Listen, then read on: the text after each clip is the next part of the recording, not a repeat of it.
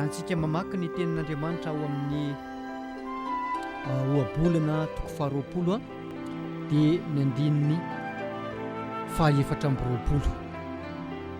Vakiana amin'ny anaran'i Jesosy izany teny izany manao hoe avy amin'ny Jehovah ny dian'ny olona ary ataon'izay olombelona ahoana no ahafantatra ny lalany.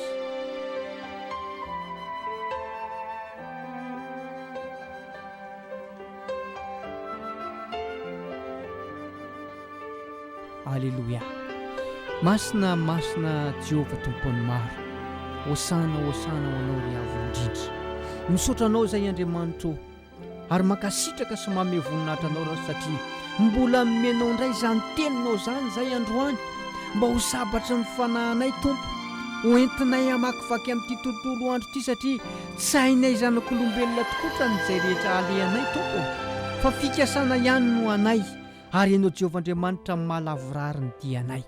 Tsy hainay ny misakatsaka eny amin'ny lalana izay andehananay, tsy hainay ny olana eny amin'ny lalana izay andehananay na ny fiara andehananay, fa entina eo anatrehanao kosa Jehovah Andriamanitra mba ho tanteraka eo amin'izay rehetra andeha amin'ity androany ity.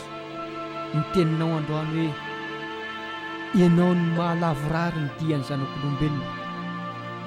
Koa dia mety ezo ianao Andriamanitra hiasa mahery ho amin'izany teninao izany mba ho tanteraka ho amin'izay rehetra mandreny sabatra ny fanahy ny teninao androany, indrindra ho amin'izay handeha lavitra na handeha fiarakodia na handeha hikarama hitady vola dia tsonjovy Tompo ny lalaka lehany ary ataovy lavorary ny dian'i Jehovah fa fisainana ihany no an'ny olombelona Tompo, fa ianao Jehovah Andriamanitra mahalala ny dia lehany zanak'olombelona sy mahatanteraka azy.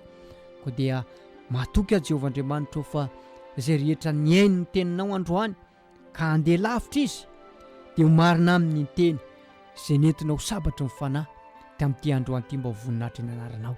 Ka dia asandratra eo anao Tompo ny dera sy ny laza, ny saotra sy ny aza ary ny voninahitra mandrakizay amin'ny anaran'i Jesosy Tompo Sabata. Alleluia. Amen.